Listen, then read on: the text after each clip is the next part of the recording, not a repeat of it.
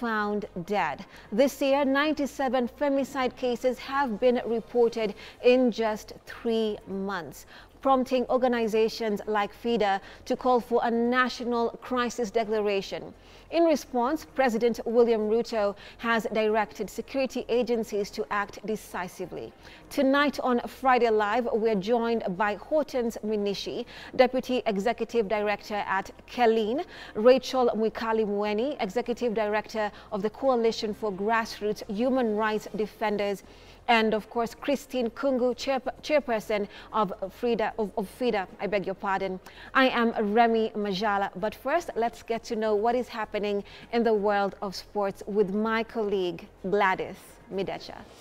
Well, Remy, it's going to be an interesting weekend of sports. Of course, the Kenya Volleyball Federation League has kicked off this weekend, and it's absolutely exciting. They're already on day 2, and I can't wait to tell you exactly what will be happening in that. Of course, we also have the AK third leg of the cross country that is going to be happening in E10, and I'm going to tell you what is going to be happening with that too. And of course, we are K24, your home of football. I'm going to be telling you all about the weekend fixtures that we're going to be bringing to you live on K24 TV, and we're also going to be talking about the Super Sunday match that's going to be going down. Right, Gladys, I'm looking forward to all that, especially the volleyball. Yeah. You know, I am looking forward to that. Well, right, my name is Remy Majala. Let's take a look at the headlines.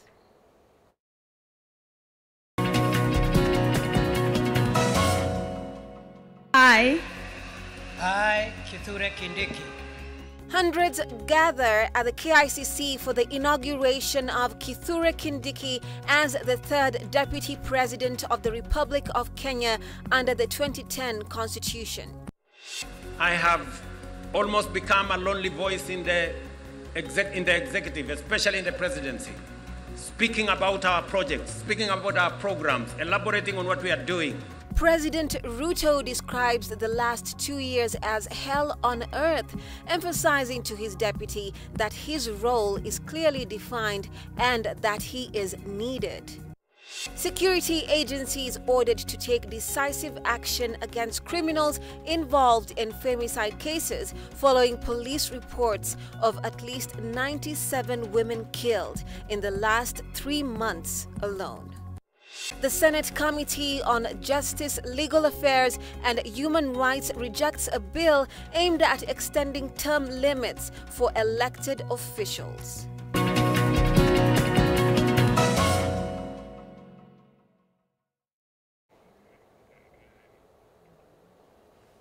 Abraham K24 TV is now the country's second in command, making him the third deputy president under the 2010 Constitution.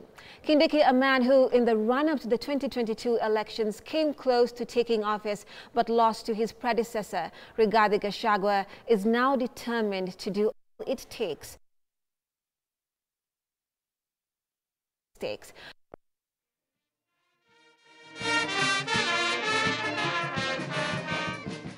At 9:50 a.m., his motorcade snuck through the streets of Nairobi as he made his way to the venue for his inauguration. The Kenyatta International Conference Center was the place that K24 TV's new beginning will be televised. May I now call upon the Deputy President Designate, Professor K24 TV, to take his place. The man from Tharaka Nithi took his oath of office and oath of allegiance, a journey that for him goes back to 2022. In the run-up to the 2022 general elections, he was among the selected few lined up to becoming the running mate to President William Ruto. Kindiki lost to Gachagua. 2 years later, the marriage that had been blessed by over 7.2 million Kenyans started facing hurdles, forcing the impeachment of Rigathi Gachagua and paving the way for the runners-up in the previous contests, Abraham K24 TV. Gachagua, a man accused of undermining not just the head of state, but also his oath of office, has left a manual of what his predecessor should and should not be. During his inauguration, Kindiki made sure he got the memo. His job cut out for him, and his speech, he made sure to state that he knows his place. I commit, I will be loyal and faithful. I will try the best of my ability to work hard together with the other colleagues to lighten the burden that you carry on your shoulders, Your Excellency. They have been 2 years of a marriage that, according to President Ruto, have been hell on earth, making it clear to Kindiki that he needs him and his job is well spelled out. I need your intellect to help me and to help members of our cabinet to profile the things we are doing, to speak to the things that we are doing. I have almost become a lonely voice in the executive, especially in the presidency. Abraham Kithure Kindiki assured that he is a man determined to learn from the mistakes of his predecessor by performing the functions laid out for him in the Constitution, and that is to be the principal assistant, something which political pundits argue impeached DP Gachagua failed to achieve effectively, sealing his fate. Brian Amuai, K24, Nairobi. Now, Kindiki's journey and ascension to power to the position of the deputy president faced legal tussles that lasted a fortnight. And today, the long-term law professor took his oath of office. Now, Kindiki terms Kenya as a land of possibilities, even as the president exudes confidence in the qualifications of his deputy and his ability to perform in the new capacity. David Kagina has more of that story. This is the culmination of a 14-day journey for the 52-year-old law professor after he was nominated by President and his name forwarded to Parliament for approval, receiving a first nod. Rigathi Gachagua, who had just been impeached on 17th of October, a day earlier, then rushed to court and obtained orders blocking his replacement pending the determination of the cases he had filed challenging his ouster. The legal proceedings before a 3-judge bench sitting in Nairobi saw the court orders vacated, paving way for the swearing-in of Abraham Kithure Kindiki as the deputy president. After which, a quick succession of gazette notices were issued just hours after the courts vacated the orders, paving way for the swearing-in ceremony. After announcement of the swearing-in date, President William Ruto appointed the acting CS Interior as Musalia Mudavadi, whose first assignment in the capacity included issuing a gazette notice declaring Friday, November 1st as a public holiday, consequently blocking any petition from being filed to stop the ceremony as all judges will be off duty. The Honorable Chief Justice and His Excellency the Deputy President. In presence of the Chief Justice Martha Koome, as per the requirements of the Constitution, Kithure Kindiki, the father of 3, then took his oath of office. I, Kithure Kindiki, in full realization of the high calling, in full realization of the high calling, the rise to power full of hurdles, not only inspiring Kithure Kindiki, but also shaping his view to seeing Kenya as a land of possibility, with many among them dream within reach for the most ordinary citizens. Today, I, perhaps the most unlikely person,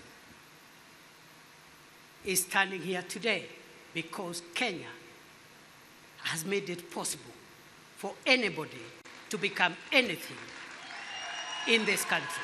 The father of 3 and husband is now etched in history as Kenya's third deputy president, with the president exuding confidence in the ability of his former Interior Cabinet Secretary to deliver in the new mandate. Sandwiched between Parliament, where his predecessor was impeached, and the judiciary, where efforts to stop his dream were quashed, right at the KICC, the dreams of a 52-year-old law professor, Kithure Kindiki, have come to be as Kenya's third deputy president. Out goes Geoffrey Rigathi Gachagua and in comes Abraham Kithure Kindiki. David Kagina, K24 from KICC, Nairobi. Now, Kenyans flooded the Kenyatta International Convention Center to witness the swearing-in of Professor Kithure Kindiki as Deputy President of the Republic of Kenya. The colorful event, which was characterized by traditional dances and patriotic songs, also saw Kenyans urging Kindiki to execute his new role in accordance with the new constitution, and Busara Naman has more on that story. In the wee hours of the morning, Kenyans from far and wide made their way to the Kenyatta International Convention Center to witness firsthand the swearing-in of Professor Kithure Kindiki as the third Deputy President of the Republic of Kenya. Naitwa Brian Gaitany, Natoka huko nje ya Baringo. Nimekuja jana. Nikalala barabara juu ya safari ya Kindiki. Security was beefed up at the venue and in parts of Nairobi ahead of the planned transition of power. Asaidia president ku deliver ile manifesto alituambia kama sisi kama wa Kenya.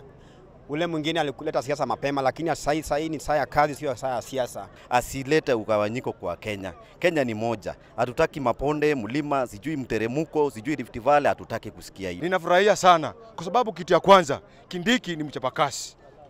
Na mtu mwenye anapiga kazi si mtu wa kujionyesha. Mimi natarajia mengi sana. Nikuona kazi yake ikifanyika kwa vitendo.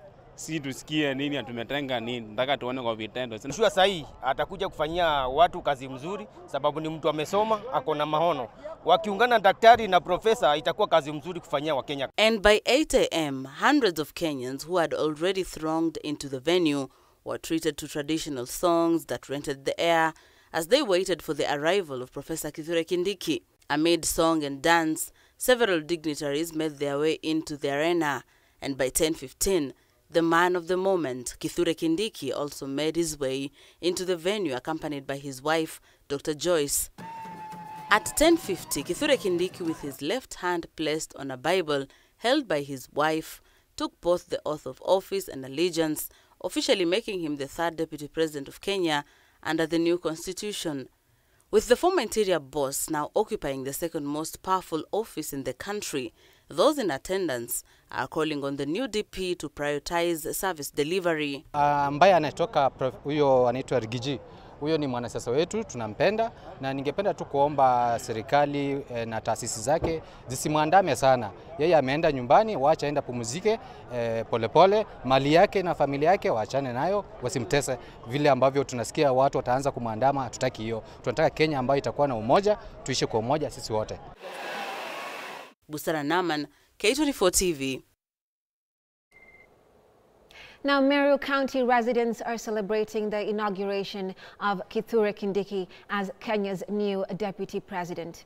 Having previously served as the security minister, Kindiki is widely regarded as a figure of hope, with locals calling on him to advocate for peace and foster national unity. His appointment has sparked widespread excitement, with many commending the president's choice and voicing their confidence in Kindiki's leadership.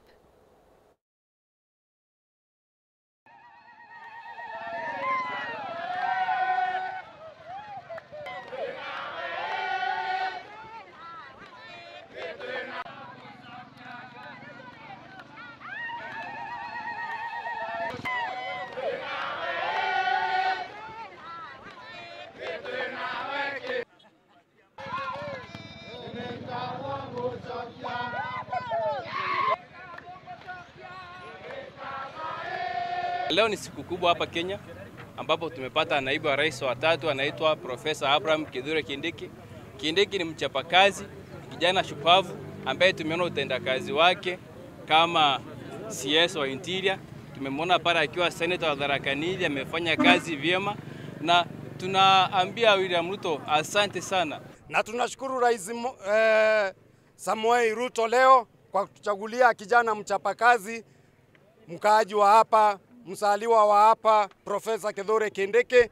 Kwanza tunampongeza kwa vile amechaguliwa kuwa naibu wa rais, na tunajua ataunga rais mkono kwa kufanya kazi na kutimiza ahadi ambazo rais alipromise wa Kenya wakati alikuwa anaomba kura mwaka wa 2022. President Ruto, we salute you. Tuko nyuma yako 2027. Tukiwa wamama wa South Menti, Tharaka Nithi, Kenya yote tuko nyuma yako, na kitu tutakupatia mpaka 10 years. Ili 10 ikiisha tupatie Professor Kindiki.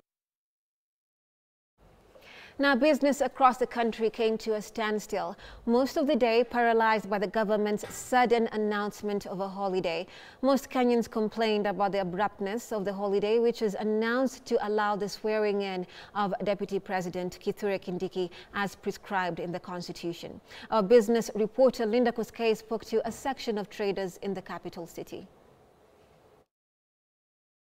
The Gazette notice announcing the public holiday was published late Thursday, catching many Kenyans off guard. So these late announcements are disrupting our things. Veronica, a businesswoman from Rongai, relies on mobility to sustain her enterprise.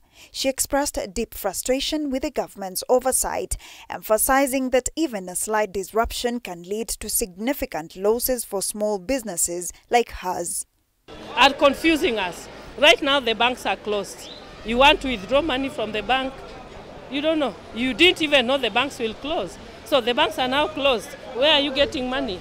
We are getting confused. We are totally confused. And in fact, I'm so confused, and it's even stressing us because there is nothing good we are getting from these holidays. The transport sector, traditionally a major beneficiary of government holidays, also felt the pinch. Sawa si wengi hawako aware holiday iko.